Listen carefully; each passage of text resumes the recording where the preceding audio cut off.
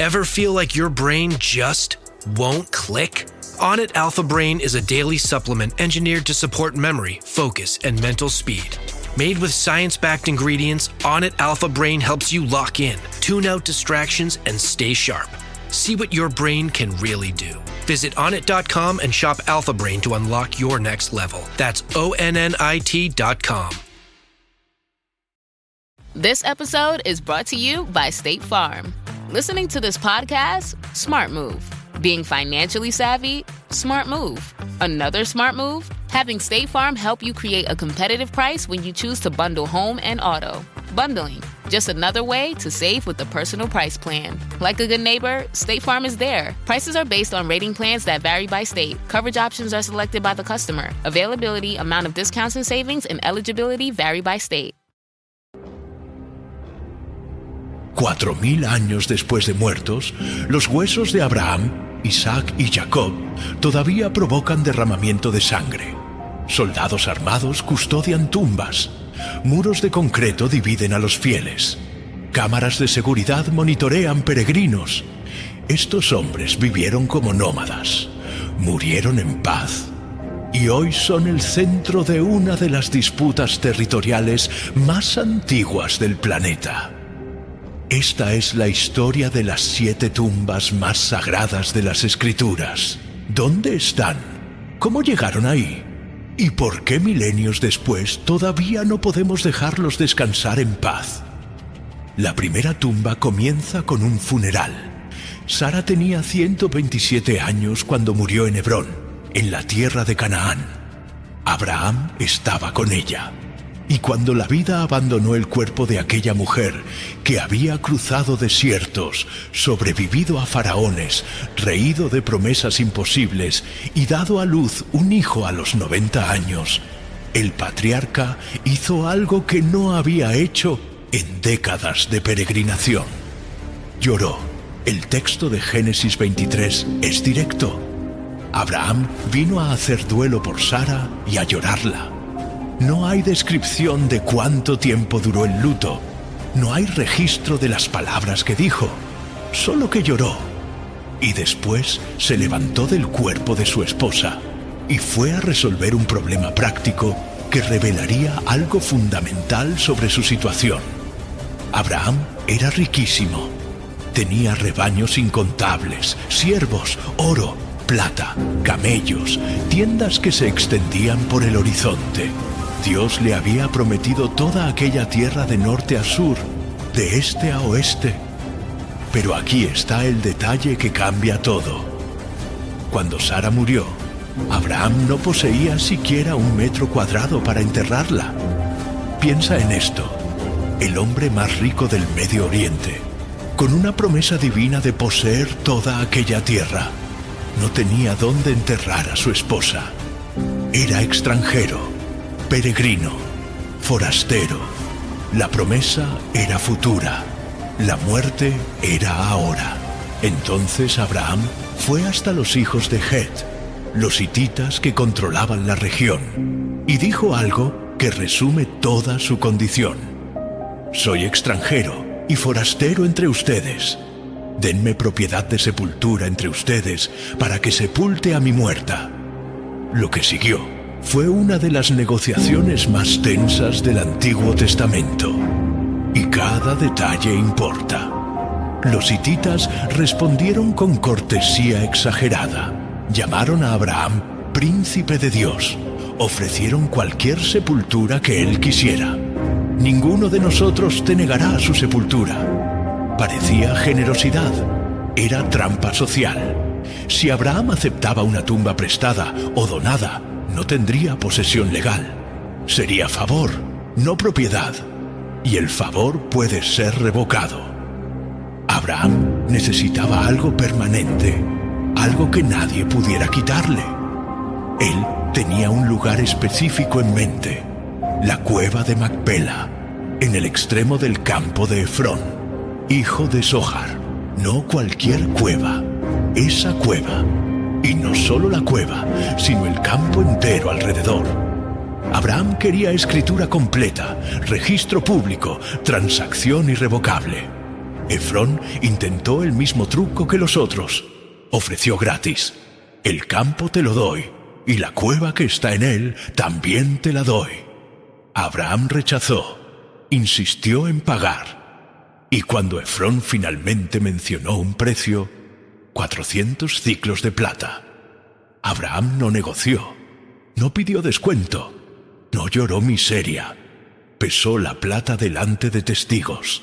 400 ciclos de plata corriente entre mercaderes era un valor altísimo. Algunos estudiosos estiman que sería el equivalente a años de salario de un trabajador común. Abraham pagó sin pestañear. ¿Por qué? Porque sabía algo que Efrón no sabía. El texto se encarga de registrar exactamente lo que fue transferido. El campo de Efrón, que estaba en Macpela frente a Mamre, el campo y la cueva que había en él, y todo el arbolado que había en el campo, y en todos sus límites alrededor. Todo se confirmó a Abraham como propiedad.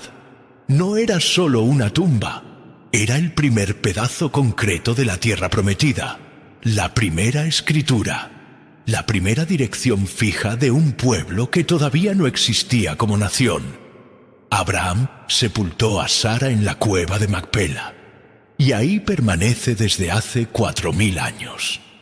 Décadas después, fue el turno del propio Abraham. El patriarca vivió hasta los 175 años. Génesis 25 dice que murió en buena vejez, anciano y lleno de días. Sus hijos, Isaac e Ismael, los sepultaron juntos. Los dos hermanos que representaban promesas diferentes, conflictos futuros, naciones que se enfrentarían por milenios. Ese día trabajaron lado a lado para depositar el cuerpo del padre en la misma cueva donde Sara descansaba. La cueva de Macpela ahora guardaba 2 cuerpos, y la tradición estaba establecida. Cuando Isaac murió a los 180 años, sus hijos Esaú y Jacob lo sepultaron en el mismo lugar. Una vez más, hermanos en conflicto, unidos por el deber de enterrar al padre. Un cuerpo más descendiendo hacia la oscuridad de aquella cueva en Hebrón. Rebeca, esposa de Isaac, también fue depositada ahí, aunque el texto no registra los detalles de su muerte. 4 cuerpos, 2 generaciones, una cueva. Y entonces vino Jacob. Score more with the college-branded Venmo debit card and earn up to 5% cash back with Venmo Stash. Got paid back? With the Venmo debit card, you can instantly access your balance and spend on what you want, like game day snacks, gear, tickets, and more. The more you do, the more cash back you can earn. Plus, there's no monthly fee or minimum balance. Sign up now at Venmo.com/collegecard. The Venmo MasterCard is issued by the Bancorp Bank N.A. Select schools available. Venmo Stash terms and exclusions apply at venmo.me/stash terms. Max $100 cash back per month. This episode is brought to you by White Claw Surge. Nice choice hitting up this podcast. No surprises. You're all about diving into tastes everyone in the room can enjoy. Just like White Claw Surge. It's for celebrating those moments when connections have been made and the night's just begun. With bold flavors and 8% alcohol by volume, unleash the night. Unleash White Claw Surge. Please drink responsibly. Hard seltzer with flavors. 8% alcohol by volume. White Claw Seltzer Works. Chicago, Illinois. Y con él, el funeral más impresionante de la antigüedad. La historia del sepultamiento de Jacob es una de las más elaboradas de todo el Génesis. Porque Jacob no murió en Canaán, murió en Egipto, a cientos de kilómetros de Hebrón, en el palacio de su hijo José, que se había convertido en el segundo hombre más poderoso del imperio. Antes de morir, Jacob hizo jurar a José.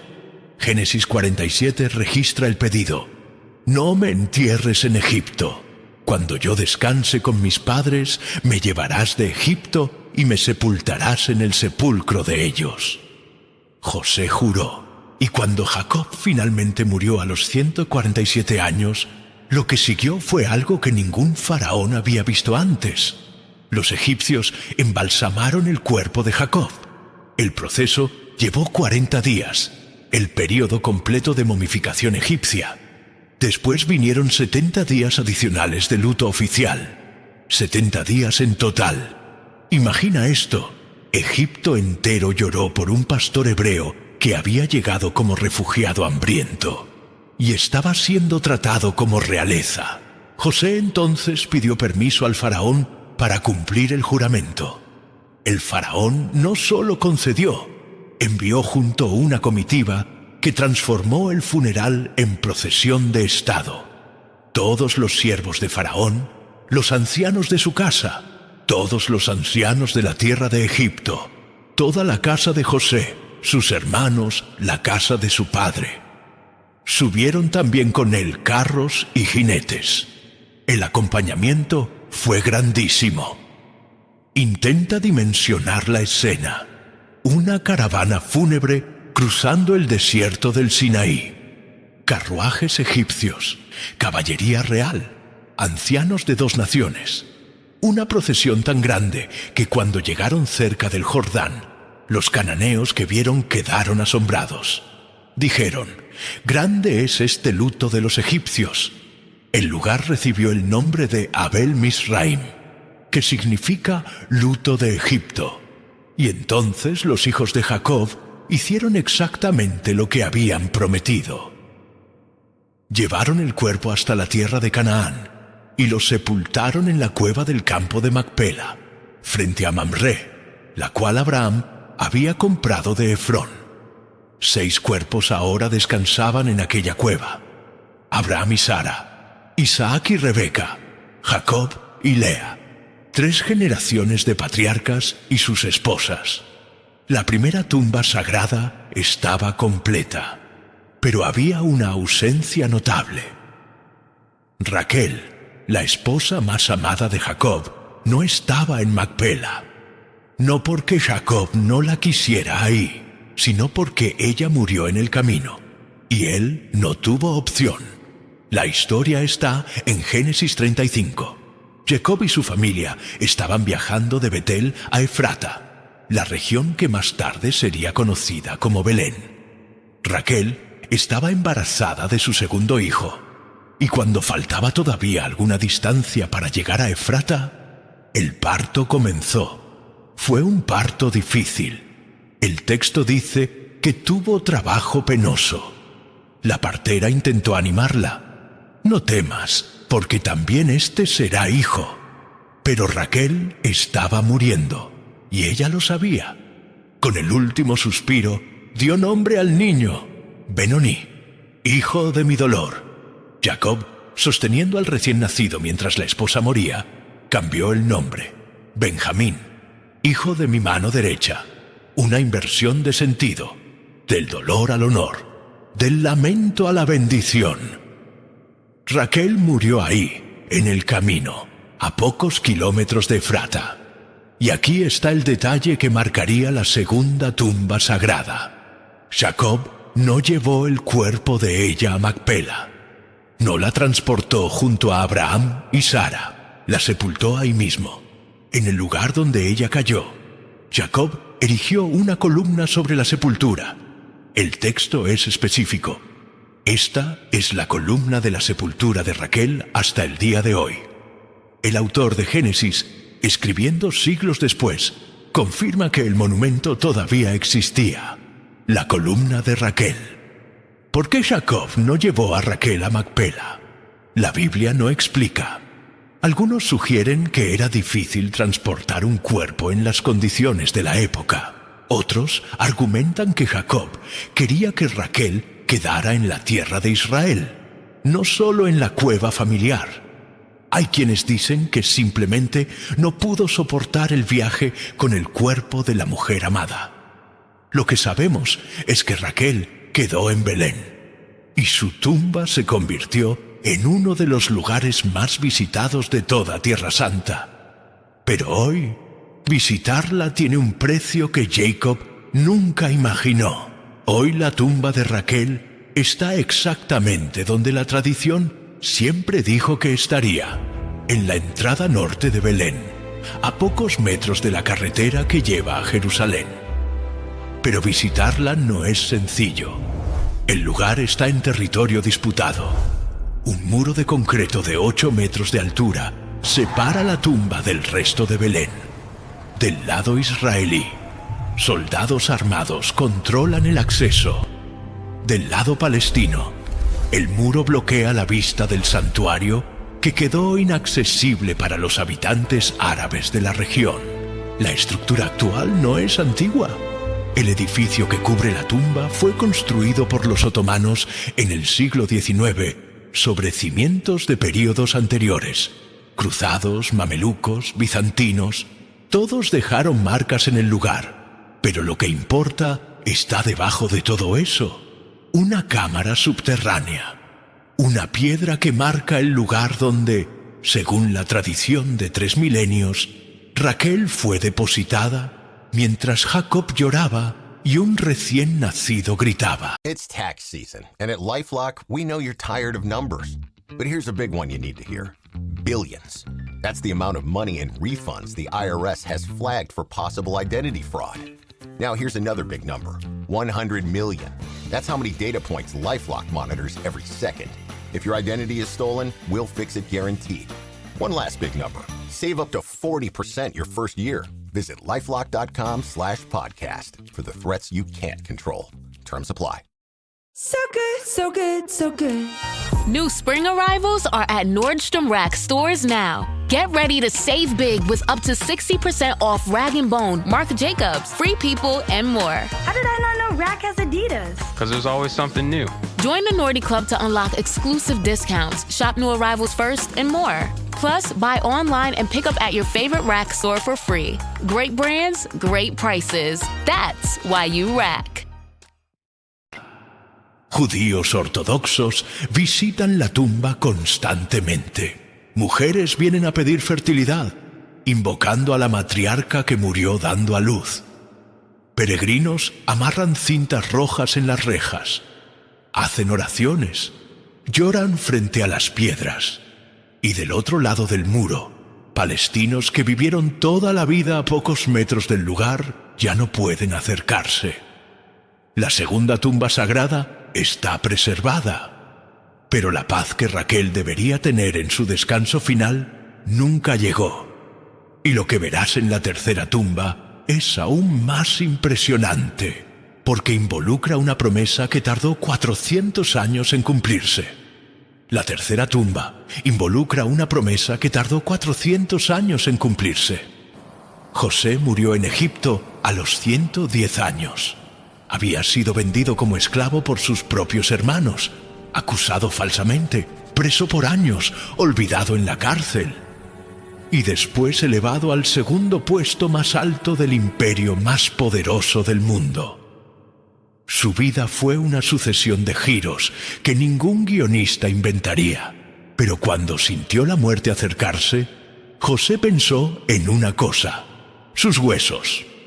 Génesis 50 registra sus últimas palabras a los hermanos. Dios ciertamente los visitará y los hará subir de esta tierra, a la tierra que juró dar a Abraham, a Isaac y a Jacob. Y José hizo jurar a los hijos de Israel: ciertamente Dios los visitará y harán llevar mis huesos de aquí. José sabía lo que estaba por venir. Sabía que sus descendientes no se quedarían en Egipto para siempre.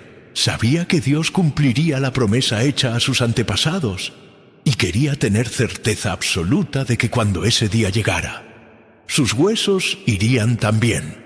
Los egipcios embalsamaron a José, lo pusieron en un ataúd en Egipto y ahí se quedó por 400 años. Generaciones enteras nacieron, vivieron y murieron. Los hebreos se multiplicaron, fueron esclavizados, sufrieron bajo faraones que no conocían a José. El ataúd del antiguo visir probablemente quedó en algún depósito, tal vez en un templo, tal vez en una cámara funeraria. El texto no dice, solo que permaneció en Egipto hasta la noche del Éxodo. Entonces vino Moisés, las plagas, la Pascua, el Éxodo. Y en la noche en que 600.000 hombres, además de mujeres y niños, salieron de Egipto a toda prisa con pan sin levadura y rebaños amontonados. Alguien recordó. Éxodo 13, versículo 19. Moisés llevó consigo los huesos de José, porque éste había hecho jurar solemnemente a los hijos de Israel, diciendo: ciertamente Dios los visitará. Hagan pues llevar mis huesos de aquí con ustedes. Imagina la escena. Una nación entera huyendo de un ejército. Caos, prisa, miedo. Y en medio de todo, alguien cargando un ataúd de 400 años, con huesos momificados adentro. Los huesos de José cruzaron el Mar Rojo. Vagaron por el desierto durante 40 años. Estaban ahí cuando el agua salió de la roca, cuando el maná cayó del cielo, cuando las serpientes atacaron, cuando la generación del Éxodo murió y una nueva generación creció. Moisés murió sin entrar a la tierra prometida. Aarón murió. Miriam murió. Pero los huesos de José continuaron el viaje. Josué llevó al pueblo a través del Jordán. Conquistaron Jericó. Conquistaron Jai. Batalla tras batalla, ciudad tras ciudad, los huesos de José acompañaron todo. Y finalmente, cuando la tierra fue dividida entre las tribus, los hijos de José recibieron su porción. Y el libro de Josué, en el último capítulo, versículo 32, registra el cumplimiento final.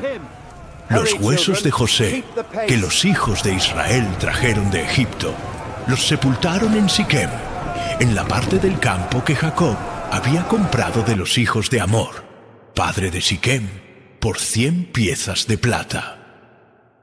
400 años después, la promesa fue cumplida. José finalmente descansó en la tierra de sus padres, pero hoy visitarla es una operación militar. La tumba de José todavía está en Siquem, en la actual Nablus, en el corazón de Cisjordania. Es una pequeña estructura blanca con una cúpula que ha sido pintada y repintada decenas de veces a lo largo de los siglos. Pero visitarla es una operación militar. El lugar está en área controlada por la autoridad palestina, pero es sagrado para los judíos. La solución encontrada es una de las más extrañas de la región. Una vez al mes, generalmente de madrugada, el ejército israelí escolta grupos de peregrinos judíos hasta la tumba. Entran alrededor de la medianoche, oran por algunas horas y salen antes del amanecer. La tumba ya ha sido vandalizada varias veces, incendiada en el año 2000, atacada en 2008, pintada de verde, el color del Islam, en diversas ocasiones, restaurada por los israelíes, dañada nuevamente. José pidió que sus huesos volvieran a la tierra prometida.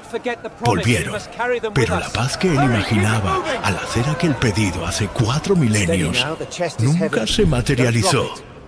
Y si crees que eso es impresionante, espera a escuchar la historia del rey que unificó una nación y cuya tumba nadie puede encontrar.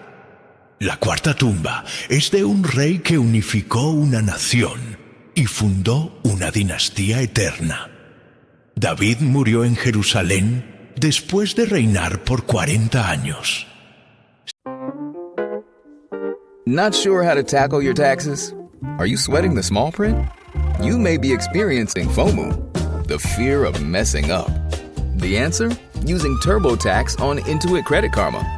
They help you get your biggest refund, and then we help you do more with it. With a personalized plan designed to help you hit your money goals. It's time to take your taxes to the max. Start filing today in the Credit Karma app. I get so many headaches every month. It could be chronic migraine, 15 or more headache days a month, each lasting 4 hours or more. Botox, onabotulinum toxin A, prevents headaches in adults with chronic migraine. It's not for those who have 14 or fewer headache days a month.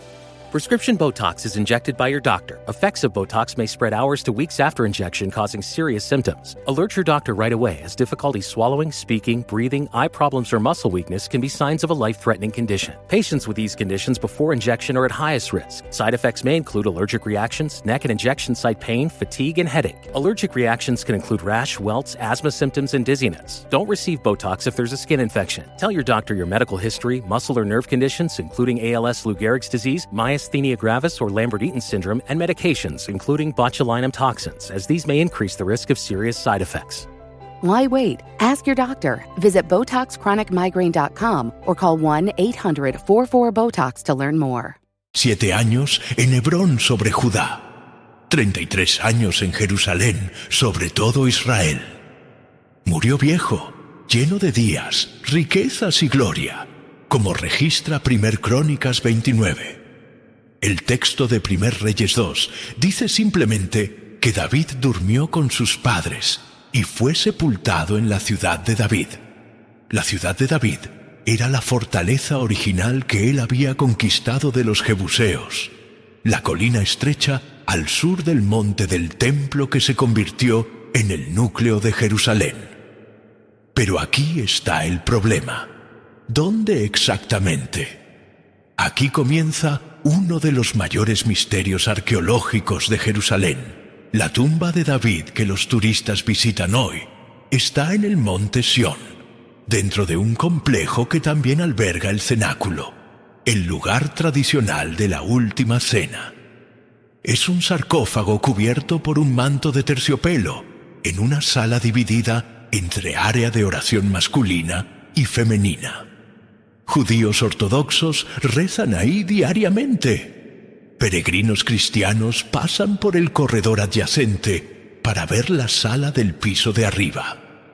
El problema es que ese lugar, casi con certeza, no es la tumba real de David. La tradición que coloca la tumba en el monte Sión surgió apenas en la Edad Media, probablemente en los siglos X o XII. Antes de eso, no hay ningún registro que conecte aquel lugar específico con el sepultamiento de David, la ciudad de David original, donde los textos bíblicos indican que fue enterrado. Está a varios cientos de metros de distancia en la colina conocida hoy como Ofel.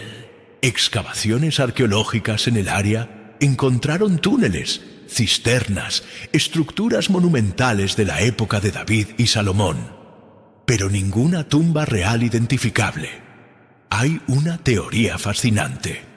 Nehemías 3, versículo 16, menciona que parte de la muralla de Jerusalén fue reconstruida hasta frente a los sepulcros de David.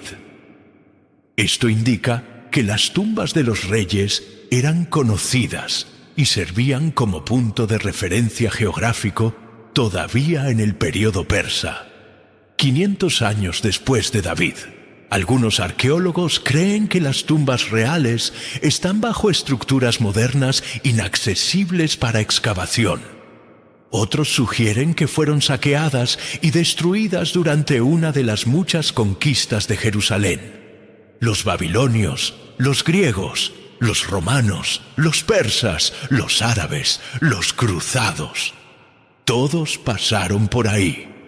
Cualquiera podría haber violado las tumbas en busca de tesoros. Lo que queda es un lugar tradicional que probablemente no es auténtico, pero que se volvió sagrado por la devoción de siglos. Judíos, cristianos y musulmanes, todos reivindican conexiones con el monte Sión. El complejo actual refleja esa disputa. Mezquita, sinagoga e iglesia ocupando el mismo edificio. Divisiones físicas separando fieles que teóricamente adoran al mismo Dios de Abraham. David conquistó Jerusalén, hizo de ella su capital, soñó con construir un templo. Y ahora, 3000 años después, ni siquiera el lugar de su descanso final es seguro. Pero si la tumba de David es un misterio, la siguiente es una colina donde 3 religiones comparten el mismo dolor. La quinta tumba pertenece a un profeta que ungió a los 2 primeros reyes de Israel. Samuel fue el último de los jueces y el primero de los grandes profetas. Escuchó la voz de Dios siendo niño en el tabernáculo de Silo. Ungió a Saúl cuando el pueblo pidió un rey. Ungió a David cuando Dios rechazó a Saúl. Su vida marcó la transición entre 2 períodos de la historia de Israel. 1 Samuel 25 comienza con una noticia breve. Murió Samuel y todo Israel se congregó, y lo lloraron y lo sepultaron en su casa en Ramá. Ramá era la ciudad natal de Samuel. Ahí había nacido, ahí había vivido, ahí juzgaba a Israel, y ahí fue enterrado. El texto menciona que fue sepultado en su casa, sugiriendo una tumba dentro de la propiedad familiar, no en una cueva o cementerio separado. Todo Israel se congregó. La frase indica la magnitud del luto. Samuel no era solo un líder político o religioso, era la voz que conectaba al pueblo con Dios. Su muerte cerraba una era. Pero aquí está el problema. ¿Dónde está Ramá? La identificación del lugar es disputada. Por lo menos 3 lugares diferentes reivindican ser la Ramá bíblica. La tradición más fuerte apunta a una colina a cerca de 8 kilómetros al norte de Jerusalén, conocida en árabe como Nabi Samuel, el profeta Samuel. El lugar tiene una historia complicada. Cruzados construyeron una iglesia ahí en el siglo XI, creyendo ser la tumba de Samuel. Cuando Saladino conquistó la región, la iglesia fue convertida en mezquita. Más tarde, judíos también pasaron a venerar el lugar. Hoy el complejo alberga una sinagoga en el piso inferior, una mezquita en el superior, y los restos de la estructura cruzada alrededor. Desde la cima de la colina, la vista es impresionante. Jerusalén aparece en el horizonte sur. Las montañas de Judá se extienden en todas direcciones. Si esta realmente es la Ramá de Samuel, él eligió bien el lugar para descansar. Pero la certeza absoluta no existe, como sucede con tantos lugares bíblicos. Tenemos tradición, tenemos probabilidad. It's crunch time at work and you need to bring wings to your workday. Visit redbull.com/gettingitdone and answer a couple questions about your work style to get a Spotify customized playlist tuned to your productivity. Plus, score a can of Red Bull on us while you go from to-do to done. And remember, Red Bull gives you wings. Supplies are limited. Terms apply. Visit the website for more information. SpringFest is happening now at Lowe's. Keep the spotlight on your yard with Stay Green Premium 2 cubic foot mulch, 5 bags for $10. Plus, when you want more help indoors, get up to 40% off select major appliances that help you supercharge your chores. Our best lineup is here at Lowe's. Valid to 4/22 while supplies last. Selection varies by location. See Lowe's.com for details. Mulch offer excludes Alaska and Hawaii. Tenemos devoción acumulada de siglos. Lo que no tenemos son evidencias arqueológicas definitivas. Samuel ungió reyes, confrontó monarcas, escuchó la voz divina cuando niño y la transmitió al pueblo hasta la vejez. Y ahora, 3000 años después, peregrinos suben a aquella colina, entran en aquel edificio dividido entre religiones y oran frente a una tumba que puede o no contener los huesos del profeta. La fe no necesita certeza arqueológica, pero la historia sería más sencilla si la tuviera. Y lo que viene ahora es diferente, porque involucra una montaña en el desierto donde un hombre murió pagando el precio de un solo error. La sexta tumba está en la cima de una montaña en el desierto, donde un sumo sacerdote murió sin jamás pisar la tierra prometida. Aarón era hermano de Moisés, portavoz de la liberación, primer sumo sacerdote de Israel. El hombre que vistió las ropas sagradas entró al lugar santísimo, ofreció los primeros sacrificios en el tabernáculo. Pero Aarón también era humano. Falló cuando construyó el becerro de oro. Murmuró contra Moisés junto con Miriam.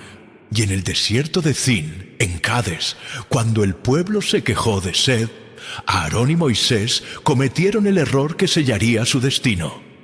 Dios mandó que Moisés hablara a la roca para que diera agua. Moisés, frustrado con las quejas constantes, golpeó la roca 2 veces con el cayado.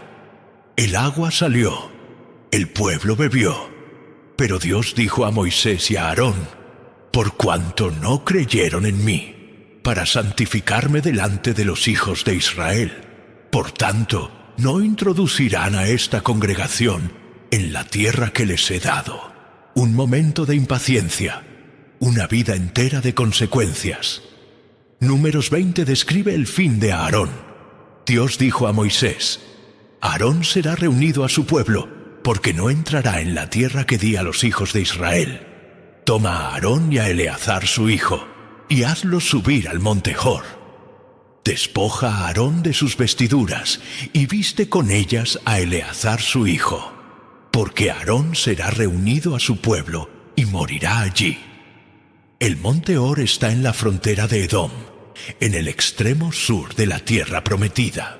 Moisés, Aarón y Eleazar subieron delante de toda la congregación. En la cima de la montaña, Moisés quitó las vestiduras sacerdotales de Aarón una por una y las puso en Eleazar. La transferencia de autoridad sucedió ahí, en la cima de aquella montaña, con el desierto extendiéndose en todas direcciones. Aarón vio a su hijo asumir el cargo que había ocupado por casi 40 años, y entonces murió. Moisés y Eleazar bajaron de la montaña. Aarón se quedó. El texto dice que todo Israel lloró por Aarón 30 días. 30 días de luto nacional por el sumo sacerdote que nunca cruzaría el Jordán. La localización exacta del monte Hor es debatida. La tradición más aceptada identifica el lugar como Jebel Harún, una montaña de 1.300 metros de altura cerca de Petra, en la actual Jordania. En la cima existe una pequeña estructura blanca, un santuario islámico construido sobre lo que se cree es el lugar de la tumba. La subida es empinada. Toma cerca de 4 horas para un caminante experimentado. El camino pasa por desfiladeros, laderas rocosas, paisajes que parecen de otro planeta. Y en la cima, aquella estructura solitaria guardando lo que queda de la memoria de Aarón. Beduinos locales consideran el lugar sagrado. Peregrinos cristianos y judíos ocasionalmente hacen la subida. Musulmanes veneran a Aarón como profeta y mantienen el santuario. Una vez más, 3 religiones compartiendo una tumba, disputando una herencia. Aarón murió viendo la tierra prometida de lejos. Su cuerpo quedó en el desierto. Sus vestiduras pasaron al hijo. Y aquella montaña se convirtió en un memorial silencioso de un hombre que sirvió a Dios por 40 años y pagó el precio de un solo error. Pero si la tumba de Aarón es difícil de alcanzar, la 7ª es imposible, porque Dios la escondió. La 7ª tumba es diferente de todas las otras, porque nadie sabe dónde está. Moisés murió con 120 años en el monte Nebo, en Moab, enfrente a Jericó. Deuteronomio 34 describe sus últimos momentos. Dios le mostró toda la tierra, Galaad hasta Dan, todo Neftalí, la tierra de Efraín y Manasés, toda la tierra de Judá hasta el mar occidental, el Negev, la llanura del valle de Jericó hasta Zoar. Una vista panorámica de todo lo que Moisés había luchado por alcanzar durante 40 años, todo lo que no pisaría.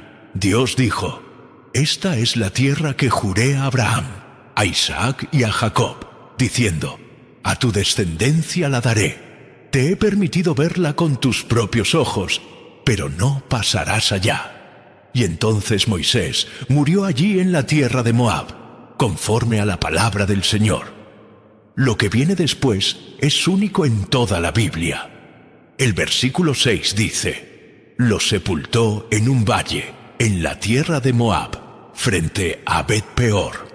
Y agrega: nadie conoce hasta hoy el lugar de su sepultura. Dios sepultó a Moisés personalmente y escondió la tumba. ¿Por qué? La explicación más común es que Dios quiso evitar la idolatría. Moisés era el mayor líder que Israel jamás había tenido.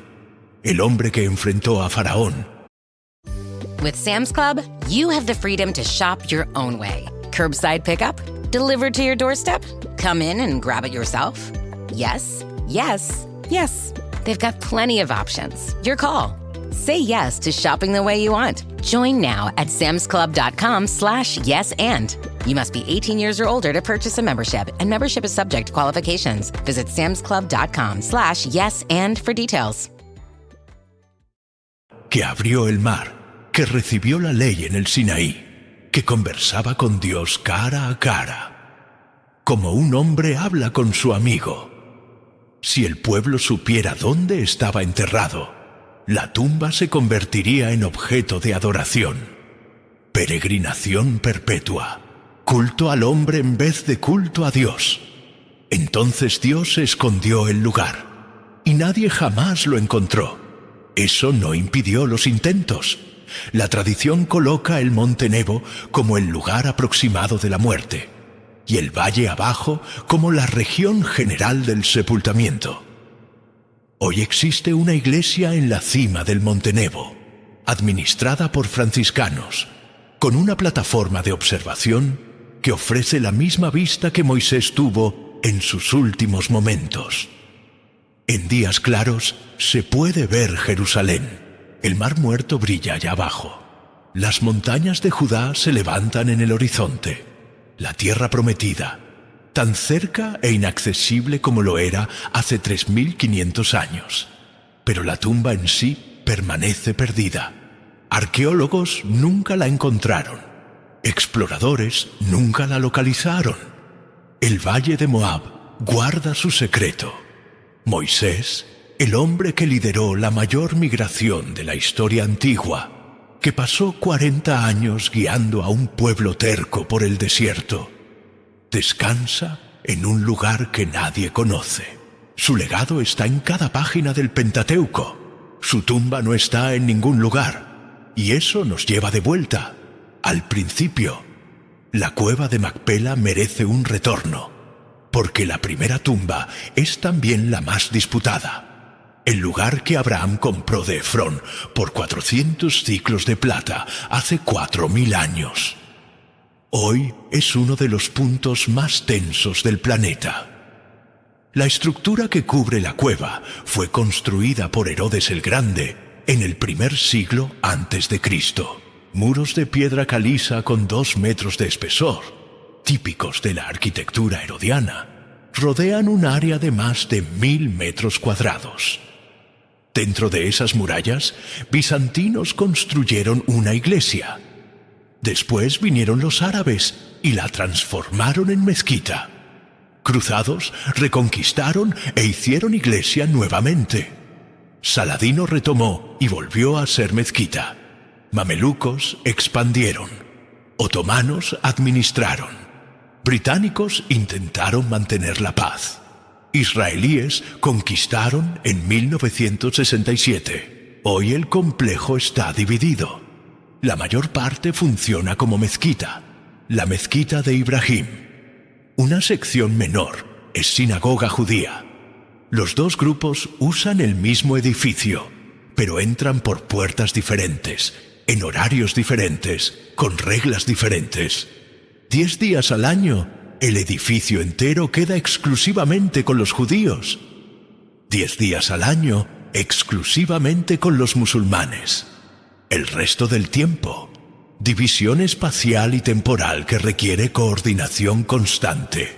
Y la cueva en sí, casi inaccesible. Existen 2 pequeñas aberturas en el piso del santuario que supuestamente llevan a las cámaras subterráneas donde los patriarcas están sepultados. En 1967, poco después de la Guerra de los 6 días, una niña de 12 años llamada Mijal fue bajada por una de esas aberturas. Era lo suficientemente delgada para pasar. Bajó con una linterna y una cámara. Lo que ella encontró fueron túneles estrechos, cámaras pequeñas, oscuridad. Ningún sarcófago visible, ningún hueso expuesto. Si los patriarcas están ahí, están sellados en capas más profundas que nadie ha logrado acceder. Desde entonces, ninguna exploración sistemática ha sido permitida. Judíos temen que las excavaciones perturben a los muertos. Musulmanes no permiten interferencia en su mezquita. Arqueólogos quedan fuera. La cueva que Abraham compró con tanto cuidado, documentando cada detalle de la transacción, garantizando posesión legal perpetua, ahora es uno de los lugares más regulados y restringidos del mundo. La propiedad que debería ser clara y definitiva se convirtió en símbolo de disputa interminable. Abraham quería un lugar para enterrar a Sara en paz. 4000 años después, soldados armados patrullan el lugar 24 horas al día. Lo que estas tumbas revelan va más allá de huesos y piedras. Cada sepultamiento fue un acto deliberado. Abraham no aceptó favor. Pagó precio de mercado. Jacob hizo jurar a José sobre sus huesos. José hizo prometer a todo Israel que llevaría los suyos de vuelta. Raquel quedó donde cayó porque Jacob no tuvo opción. Pero él erigió una columna para marcar el lugar para siempre. Estos hombres y mujeres entendían que la muerte no era el fin de la historia. Donde sus cuerpos descansaran, sus familias regresarían. Generaciones futuras vendrían a rendir homenaje. La tierra que guardara sus huesos sería reclamada por sus descendientes. Y tenían razón. 3000 años después, personas todavía visitan estos lugares. Todavía oran frente a estas piedras. Todavía disputan el derecho de controlar el acceso. Los patriarcas moldearon no solo la historia religiosa del mundo, sino la geografía política del Medio Oriente. Hebrón, Belén, Siquem, Jerusalén, Ramá, Monte-Hor, Monte Nebo, 7 lugares, 7 tumbas, 7 puntos donde el pasado antiguo y el presente volátil se encuentran todos los días. Ellos vivieron como peregrinos, habitaron tiendas, nunca construyeron palacios o templos. La única estructura permanente que dejaron fueron tumbas. Y tal vez ese sea el punto. Abraham podría haber sido olvidado como cualquier otro nómada rico del Bronce Medio, pero compró una cueva y la llenó de huesos. Creó una dirección fija para una promesa que tardaría siglos en cumplirse. Hoy, 3 religiones disputan el derecho de orar sobre estas sepulturas. Ejércitos montan guardia. Peregrinos lloran frente a piedras antiguas. Y allá abajo, en la oscuridad de la cueva, en la tierra seca de Belén, en las colinas de Siquem, en la cima de montañas desérticas, los patriarcas continúan haciendo lo que siempre hicieron: esperar. Pero la pregunta que nadie puede responder es: ¿esperar qué? El cumplimiento final de la promesa que Abraham compró con 400 ciclos de plata. La reconciliación de 3 religiones que reclaman la misma herencia. O simplemente la paz que nunca llegó. 4000 años después de muertos, los huesos de Abraham, Isaac y Jacob todavía provocan derramamiento de sangre. Y tal vez esa sea la respuesta más honesta que tenemos.